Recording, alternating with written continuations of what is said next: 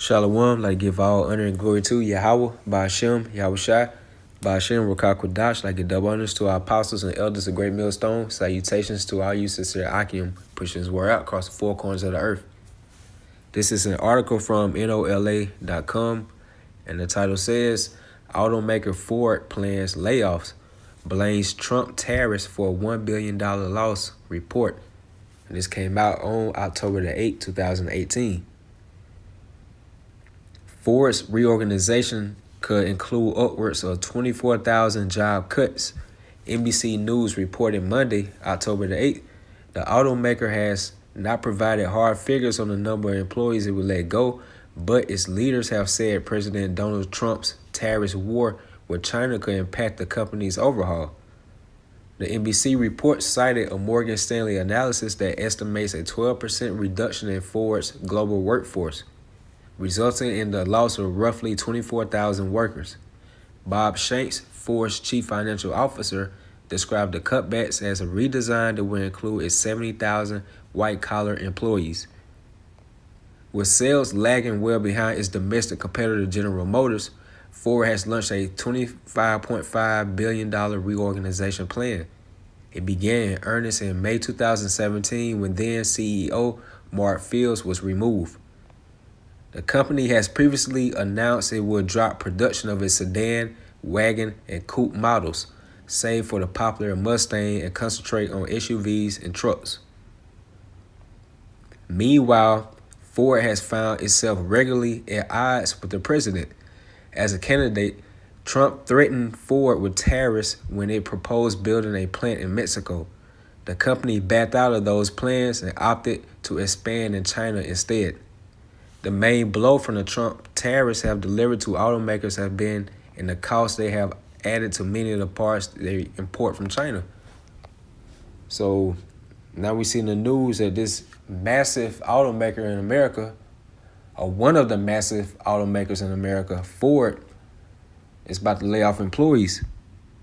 So a company this large in numbers, in production costs, and just making money in general, and they about to get ready to fall off and lay off 24,000 people, how much more these companies lesser than this automaker Ford? So those are times we're coming into. It's about to be a whole bunch of job layoffs. They about to start, cutting off the production because we at the time of America's end. And one thing of America's end is the economic collapse. Are they trying to do this to save money? But at the end of the day, we know this is biblical prophecy coming to pass, and this has to come to pass before we get up out of here. So I'm going to get Isaiah, the 19th chapter.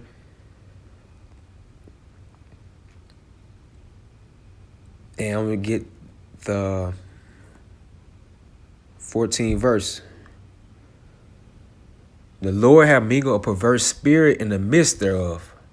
Now, something perverse is contrary to do good, So that's what America is. It's a perverse spirit. That's why you see these homosexual laws being passed by. They have their own rights. You have this LGBT movement. You have democracy, like you have rights for women. They can do anything they want to do. You have rights now for pedophilia. People that practice into pedophilia. Everything is perverse in this country, America, because Yahweh, he set laws, statutes, and commandments and judgments how he wants things to be handled. On the other hand, this so-called white man Esau, who is the biblical name for the so-called Caucasians, which run America, they want to set their own laws and regulations. So it's perverse to the ways of the Most High. So it says, the Lord have mingled a perverse spirit in the midst thereof, and they have caused Egypt to err in every work thereof, as a drunken man staggereth in his vomit. So Egypt is talking about America, and just to prove that, let me get this right here. This is Revelation, the 11th chapter and the 8th verse. And their dead bodies shall lie in the street of the great city, which spiritually is called Sodom and Egypt, where also our Lord was crucified. Dead bodies, talking about dead bodies of the Israelites, spiritually dead. Because our people don't know who they are. They don't know where they came from. They don't know who their true power is. They don't know what the reason why they came to America. They think they can just live in America and try to fulfill the American dream. You know, everything they do, they don't know, but everything they do is in vain. Because this whole society is temporal, you know, so they spiritually dead, you know. And it says in the street of the great city. The great city is talking about America, a.k.a. Babylon the Great, the daughter of Babylon, which spiritually is called Sodom and Egypt. It's spiritually called because it follows after the customs of Sodom, you know, Gomorrah and the other 3 cities. And Egypt because we was in bondage, the Israelites, which consists of you so-called Negroes, Latinos, Hispanics, and Native Americans today. We was in Egypt back in the ancient days, and we was under hardcore slavery. So this time around, we're in the new Egypt, which is America, and we're in the same predicament, hardcore slavery. But now it's more of a mental slavery now because our people don't know who they are. But we still in Egypt. And when I say that, I'm talking about bondage and captivity. So that's why you know this place is spiritually called Sodom and Egypt. Because Sodom was known for their homosexuality. They was known for their lesbianism. They was known for their freakism. And America does that plus more now. So it's all these ancient kingdoms that we read about in the scriptures and secular history. It's all these ancient kingdoms combined into one. That's what make America, a.k.a. Babylon the Great. It's great in its wickedness. It's great in its deceits. You know, it's great in its lies, you know. So that's why we know that America is Babylon the Great. And it said, where also our Lord was crucified, our Lord Yahushua, who this word ignorantly calls Jesus Christ. You know, he was crucified. His image was crucified, is marked out by a so-called white man. They go after Cesare Borgia, which goes back to Serapis Christus. His image was crossed out or crucified. His characteristics was crucified or crossed out, and what he stood for was crossed out. Okay, so let's get back in Isaiah the 19th chapter. So this is Isaiah 19:14. The Lord had made a perverse spirit in the midst thereof, and they have caused Egypt to err in every work thereof, as a drunken man staggered in his vomit. So that now we can see why America is called spiritually or spiritual Egypt. This is Isaiah 19:15. Neither shall there be any work for Egypt, which the head or tail, branch or rush may do. And that's the times we're coming into. Is not going to be any work left in Egypt, a.k.a. America. That's why we seeing these job layoffs now. So it's about to get ready to come to a point that it's not about to be any work out here. It's about to be economic collapse. It's going to be hyperinflation. Prices going to just skyrocket up, you know. So this is Ecclesiastes, the 12th chapter and the 3rd verse. In the day when the keepers of the house shall tremble, and this is going into the stock watchers, you know, pretty much looking at the economy. And the strong men shall bow themselves, and the grinders cease because they are few. And it's going into these jobs. It's not about to be any more jobs out here in the streets of America. And those that look out of the windows be darkened, because people thought when they came to America that it's going to be just the American dream get fulfilled. They think they're just going to live it up to their best ability. And now they're about to see that, okay, I thought when I graduate college, you know, things going to turn out like this for the better. It didn't work out the way you thought or you previously planned it to be. So that's how you know what I'm saying, you look out the windows, it be darkened because it's no hope for America. Once this economic collapse happening, all other things going to fall. You know, martial law, race riots, civil wars. It's going to be total anarchy in the streets of America. So the windows going to be darkened. It's not going to be any type of excitement here. Like people running by in their daily lives nowadays. They think they could just, you know, just live up and just do anything they want to do. That's about to be soon cut off. All right, so this is Matthew, the 24th chapter, get to the point in the 42nd verse, because this is things as hopeful men of the Lord, the hopeful elect, we supposed to be looking forward to. We supposed to be looking forward to economic collapse, different hurricanes, and all type of natural disasters.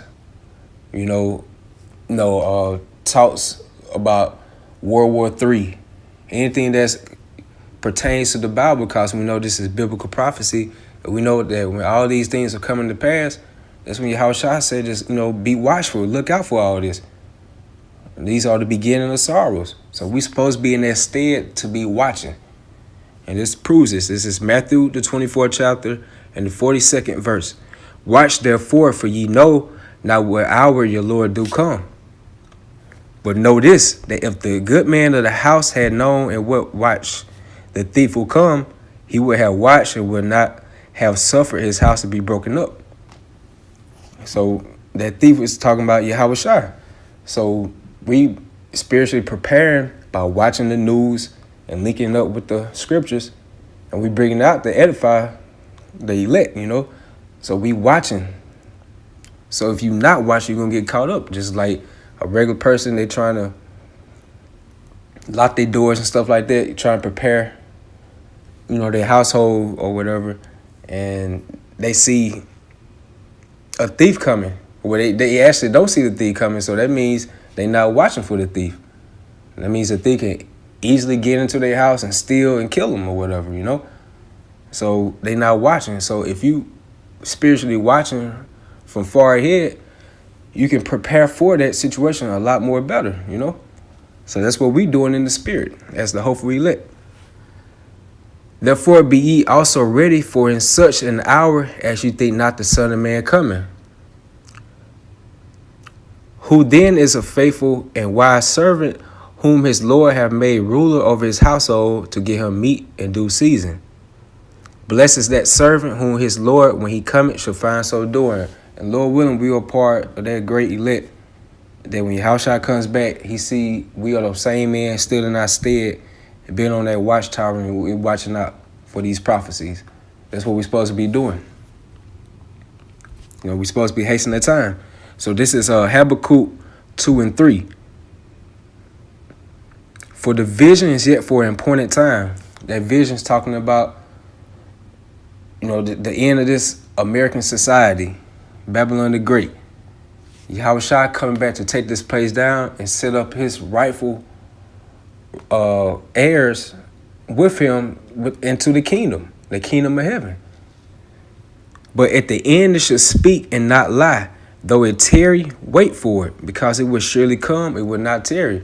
All the things we read about in the scriptures, martial law, Jacob's trouble, concentration camps, RFID chip being implemented,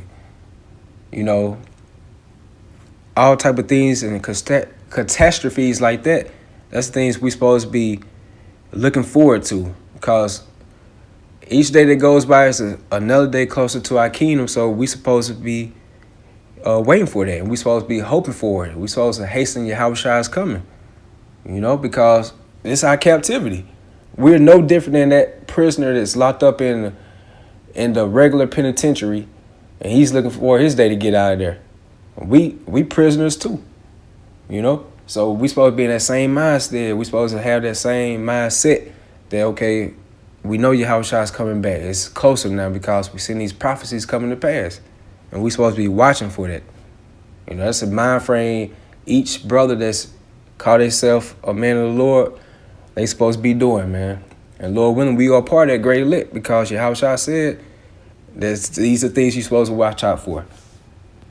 So from this article right here, I posted up on NOLA.com. As it says right here, Automaker Ford plans layoffs, blames Trump tariffs for $1 billion loss.